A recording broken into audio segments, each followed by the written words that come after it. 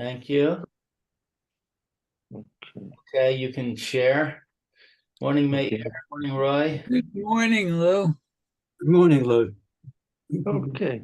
Yeah. Good morning. This is Rabbi Shlomo Furst at Yeshiva Tamanashi here in Yerushalayim Care of Zoom. This is a shir we're learning now in get preparation for Pesach, right? Less than a month away, and we're now learning the Haggada Shel Pesach.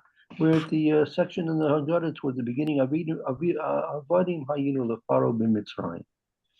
Okay. So let's then. Would you like to read? I'll read. You want me to read this again? Avadim Hayinu? Yeah, please. Avadim Hayinu. Oh, no, we didn't read this yet. We read Hama Lakma'anya. Avadim Right. Hayinu lefaro b'Mitzrayim. Vayotzi enu Hashem Elokeinu misham biyad chazaka u'Yisrael netuyah. So we were slaves to Paro in Egypt, but Hashem, our God, took us out from there with a strong hand and an outstretched arm. Ve'ilu lo totzi hakadosh baruch hu es avosenu b'Mitzrayim harei anu uvanenu vanenu mishu badim hayinu lefaro b'Mitzrayim.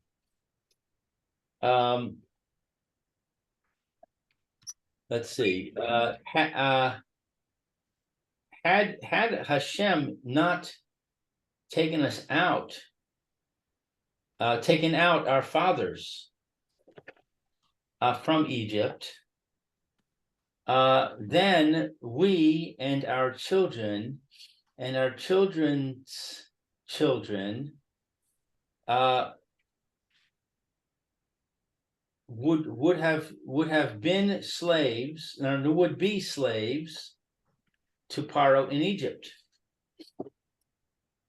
Va'afilu kulanu chachamim kulanu nivonim kulanu zikenim kulanu yodim es haTorah mitzvah aleinu l'saper b'tzias Mitzrayim. Okay, so let's see. Even were all of us wise, and all of us understanding, all of us elderly, all of us knowers of the Torah,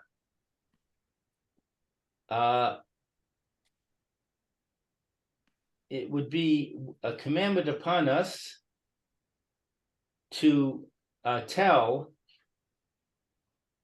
the Exodus from Egypt, to tell about the Exodus from Egypt. V'chol hamarbeh l'saper b'tzias Mitzrayim harei ze mishubach. The more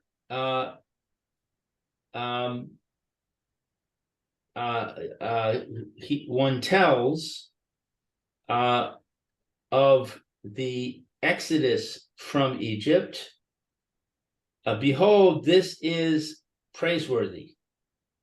Mishubach, praiseworthy. Right.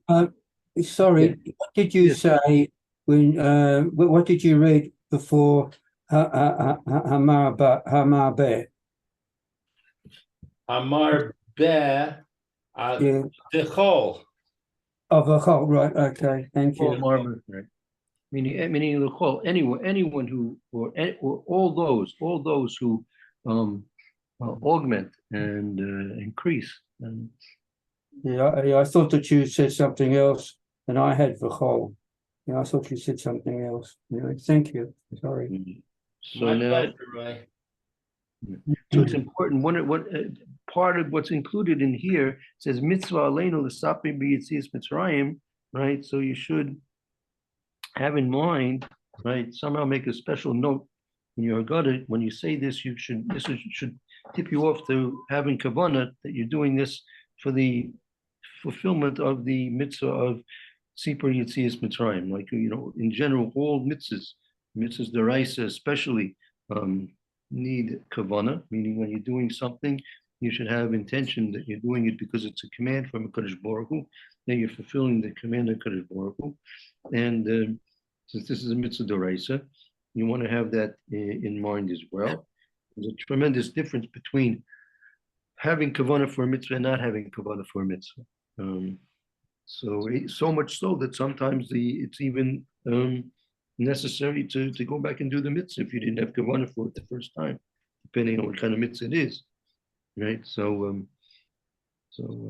here is a time when you're saying these words, you have the opportunity to say to yourself, this is in fact what I'm doing. It's a mitzvah upon us to relate to ourselves, our families, and anyone else that we have influence on, the Tzipor Yitzias Mitzrayim. And in order to do that, we're going to follow the directions and the format of the Haggada, which will lead us through that to fulfill a mitzvah properly. And was it this kavana actually should this same kavana, this one kavana should be for the complete for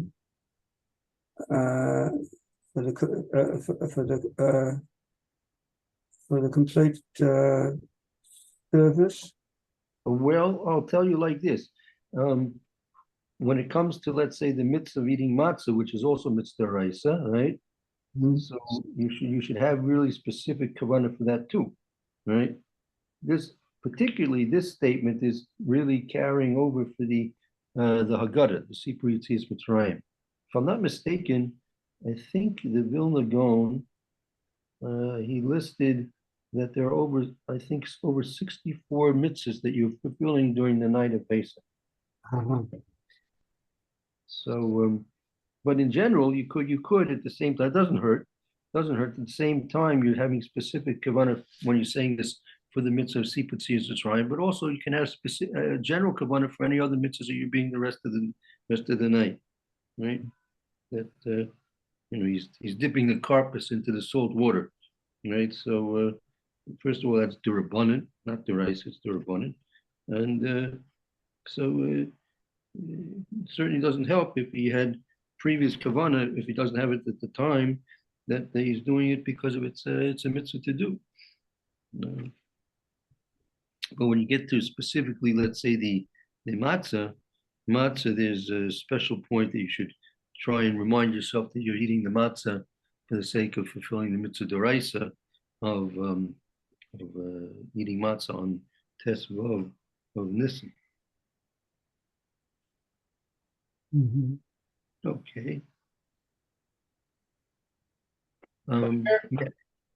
Yeah. Any particular points to mention? 1 second.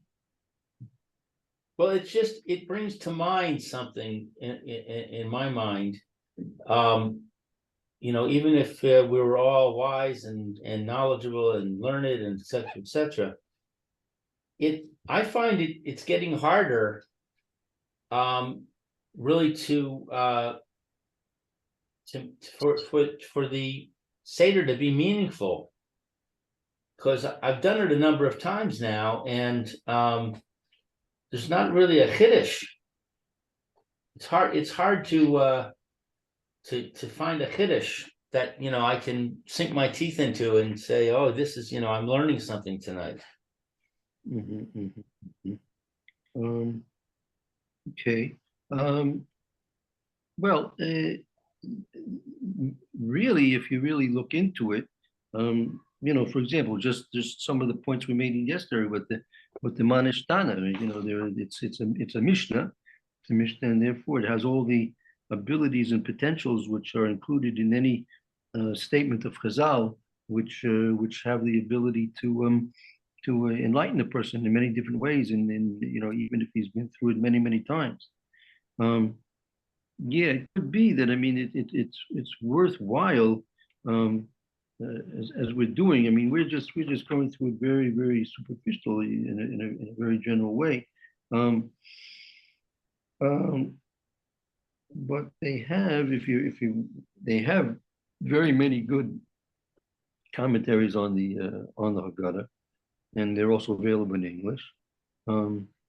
That's one thing I can suggest. And secondly, maybe even better is just trying to look at things in your own from your own perspective, and try and see things there that you never really noticed, right? That as it is with any type of statement from Chazal, from the Gemara, from the Mishnah, the Midrashim, the Rishonim also, right? That once you start to really work on it, you see that there's much more hidden there than you thought previously. Right? So yeah, it can be sometimes. Sorry, I have to excuse myself for a minute. Yeah. Okay. But yeah, person puts the efforts in, it'll come alive for him. Yeah, I was going to say, you could also say that this year I'm going to dedicate the learning of the Seder as a review, to check on what I know, and make sure that what I'm thinking and what I'm saying is relevant and correct. Mm-hmm. Yeah, that's right. It's always compare what you try and take, and if you try and become a little bit more objective in your thoughts and what your feelings about things, and try and see what the true message of the Haggada is. What are rather many times we happen to put our messages into the, for example, the Haggada, rather than just maybe trying to see what the real message that the Haggada is trying to give to us. I was just saying, Lou, that maybe you could say on a particular year that this year I'm going to review what I'm saying, what I've been taught, what I'm thinking, what I know. Am I saying it correct? Is it more than is it more involved, or do I understand? Do I really understand what I learned? And just review. This year is going to be a what do you call it? A going over. Yeah, I hear you. Sorry about the interruption. I was about my lamb. It was very important. My lamb was supposed to come yesterday, and it didn't come. So I was frantically calling to find out what happened. Is it going to come to your backyard? He's supposed to deliver it. Usually I go with him, but this year he has somebody else that drove him. So he said, "You don't have to drive me. I'll do it, and I'll bring it to you." And then he didn't show up, so I was getting really panicky. So thank you for your forbearance. Okay.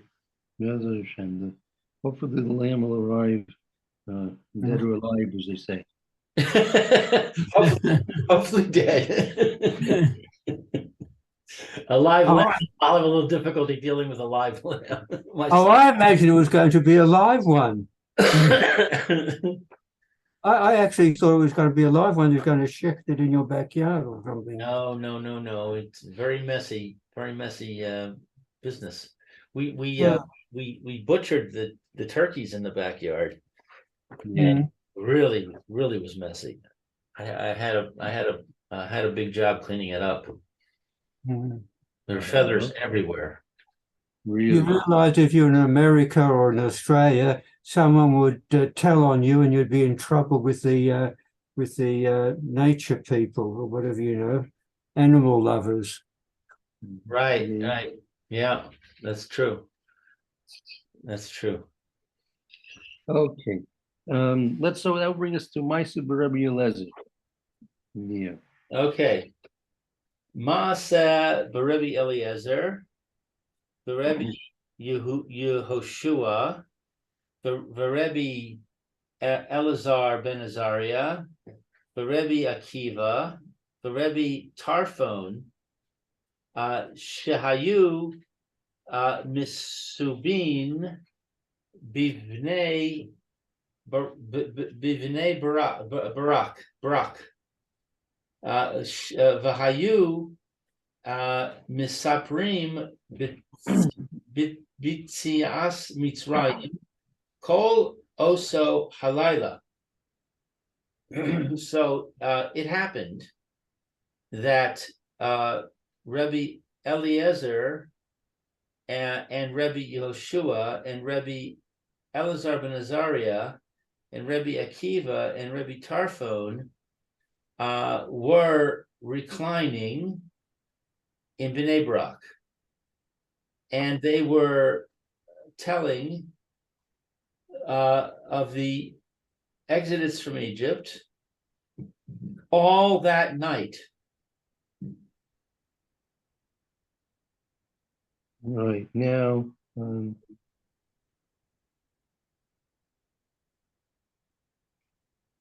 interesting. Just to wonder a bit, why is it important that they have to tell us it was in Bnei Brak? I mean, does that really matter in any significant way? Right? I mean, if it Wasn't would Bnei be- Brak the new center of Judaism at the time because the temple had been destroyed? Not sure. I don't know. I don't know. I'm not sure I'm not that part of it. I'm not clear about. Possibly yes. I think maybe it was Yavna, actually, now that I think about it. Wasn't it Well, wasn't there a famous? yeah. I mean, you have to know when the Sanhedrin moved to Yavne. So you have to know that was, I think, Rabbi Shimon Gamliel. Rabbi Shimon Gamliel was in Yavne. Have to check. There are ways to find out. But here in Bnei Brak, interesting. I have interesting. I have a note here. Bnei Brak. It's a ear. The Nachlas Dan in the territory of Dan. It's based on a pasuk in Yoshua, New Testament. Anyone have a Tanakh nearby to look up the pasuk in Yoshua? Yes, I've got Tanakh. Okay. What's the chapter and verse? Yud Tes 19, chapter 19. Okay, and Pesach? Mem Hey, pasuk 45. Yehoshua 5:18. Okay, so let's see. It says Yes.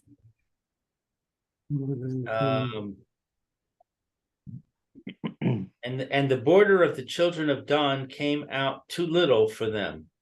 Therefore the children of Dan went up to fight against Leshem and took it and smote it with the edge of the sword and possessed it and dwelt in it and called Leshem Dan after the name of Dan their father.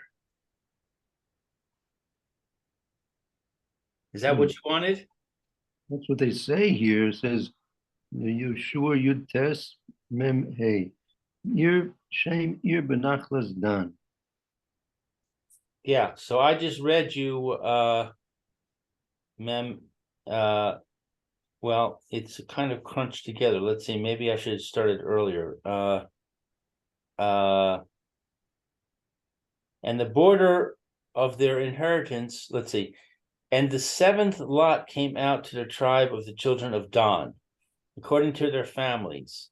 And the border of their inheritance was Zorah, and Eshtaol, and Ir Shemesh, and Sha'al-Labin, and Ayalon, and Yitla, and Elyon, and Timnah, and Ekron, and Yehuda, and Bnei Brak. Oh, there's Bnei Brak. And Gat Rimmon, and Meyakon, and Rakon, with the border before Yaffo. Okay, so that I believe was 44. Well, actually, it started with 40, the beginning of the chapter. And then the next one is the one I read already. The border of the children of Adam was too little, and they went to war. This is the inheritance of the tribe of the children of Dan according to their families, these cities with their villages. Right. That's the end of that chapter. Does anyone have a they have these maps of the tribes of Israel? Does anyone have one of those Tanakhs with the maps? I've got a whole lot of maps here, but I don't know. That'll be. They'll have one of those maps in there. It must be one of them. That's a famous I don't know. I don't know that. If the command is to tell your sons the story, why didn't they have the Seder with their families? Yeah, that's a good question. Yeah. There's you. Oh yeah. So where does it say Don? You see Don anywhere? Don. I believe it's in the north, but I don't Yeah, see it. northerly, I think. I think you're right, Lou. I Yeah. don't see it, but Asher, there's Asher. Let's see. See the name of Don on the map there, Roy? No, just I've got another map that's got more on it. Oh yeah, Dan, here it is. Yeah. Yes. yeah, real north. Yeah. So it's not really where Bnei Brak is by us. That's not the Bnei Brak of so that's far from yeah. Okay. So that's a surprise. See, there's something new for you, Lou. The neighbor. Very good. Thank you, Roy. That's very good. All right. So I was going to write down what you said about Bnei Brak, Rabbi, and I forgot. What was it? You said something about Bnei Brak. It was a city of something. Well, I mean, it had whether that the Bnei Brak is mentioned several times in Chazal, right? It says that the sons of Haman learned Torah in Bnei Brak, Right. Whether that's the same Bnei Brak, I imagine it's the same Brak as we're referring to over here. So it must have been a Torah center. I mean, that could be, maybe that's the answer to your question, Mayor. Why weren't they with their families, right? It could be if that was a Torah center. Here's Bnei Brak. It's quite a fucking. Maybe they were away from the friends, or it could be perhaps they after the Seder they went and went to the yeshiva afterwards. Right. And Bnei Brak is there. There. Okay, so that's up. That's close to. I guess that. Let's see. I'm not sure where Haifa is in relation to that. I got lost again, but anyway, it's up there. It's It's pretty far up there. Yeah, it's. But it's not in Dan, according to that. It's in Ephraim. Right. Uh-huh. Interesting. All right, so it could be there's maybe there was more than one Bnei Brak. I don't know. Could be. Interesting. I've got to use this thing to just it's, Well, you used it well. You found what you were looking for. so that's B'nai Brak. It's in Ephraim. It's not far from the ocean. Hmm. It's 40 or 50 miles Is from it, is it anywhere near Akko or Jaffa? Yeah, it's near Jaffa.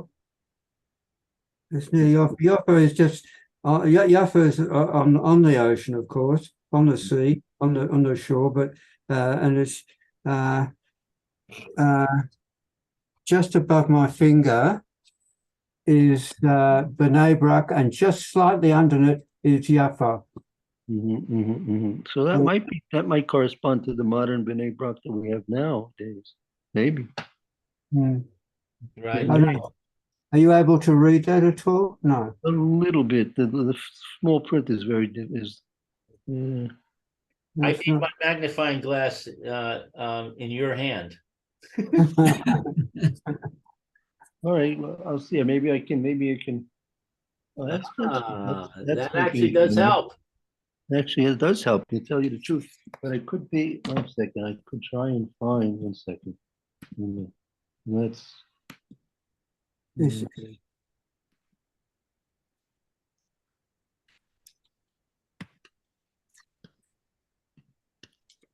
that any bit? Oh, that's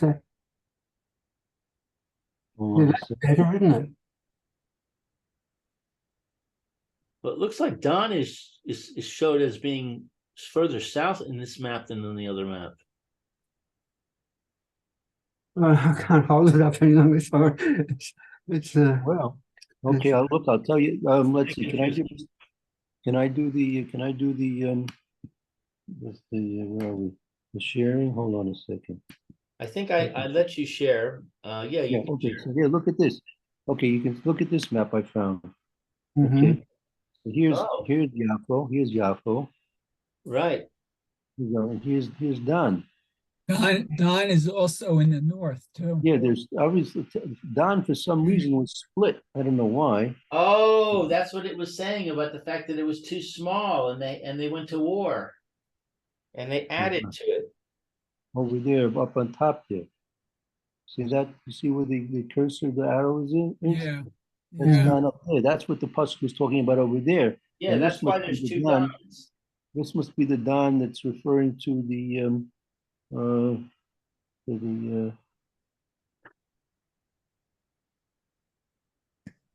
1 second. And that's right where Roy's finger was when he was pointing to B'nai Brak. Right. Let's see. Let me see if I can find another map.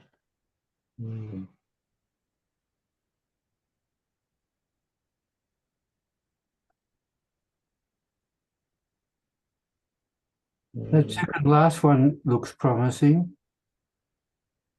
Yeah, that Or the last one. Looks pretty busy. It's gonna be hard to read.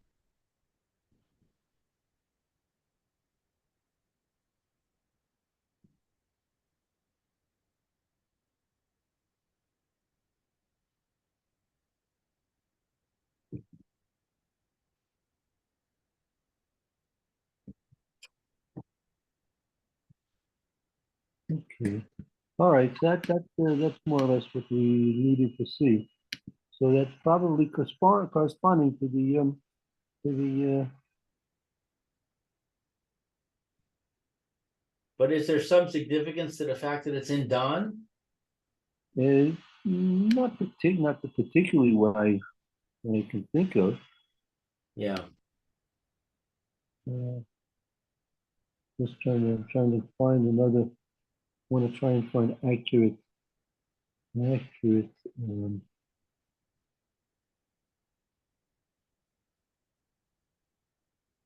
I wonder when it says that their students came, if that includes their children. Possibly. I mean, it's hard to know. Again, I need to. It's hard to know when this actually took place. Well, we know it. Rabbi Elazar ben Azariah says I'm like a 70-year-old. So it was after he became the Gadol Hador, or the Nasi, or whatever he became, when he had the miracle and he got his gray hair. Right. I guess that doesn't really help us too much, though.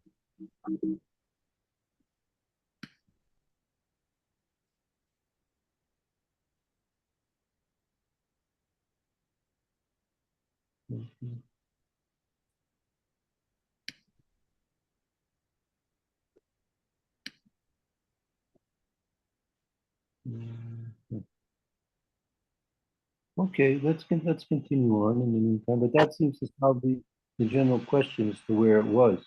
So it's probably therefore accurate to say then that you can say it's corresponding to the modern day B'nai Brak. Right.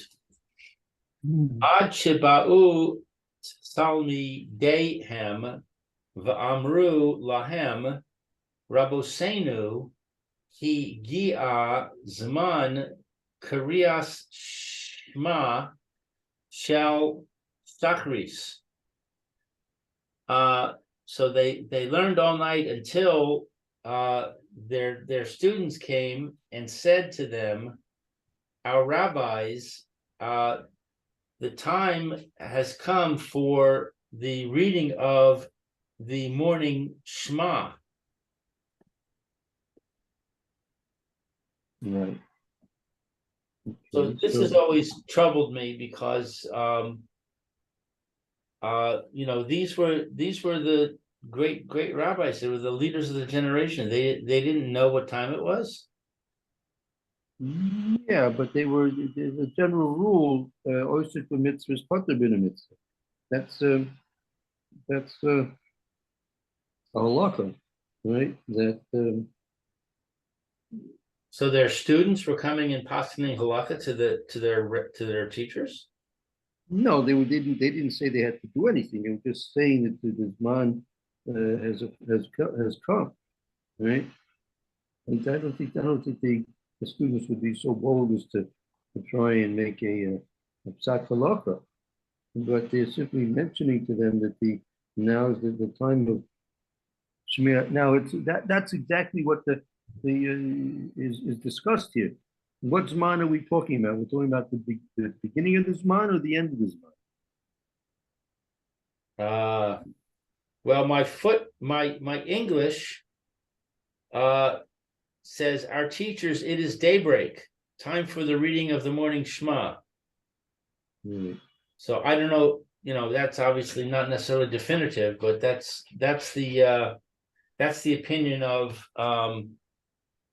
this is Art Scroll. This is an Art Scroll Haggada. Right. Okay. So okay, that's their opinion, that it was daybreak. So yeah, so they had 3 hours, right?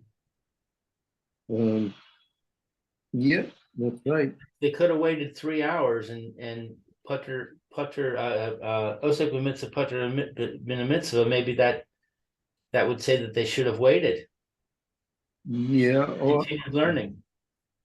Yeah. On the other hand, they could be telling them two things, right? First of all, because it says here, the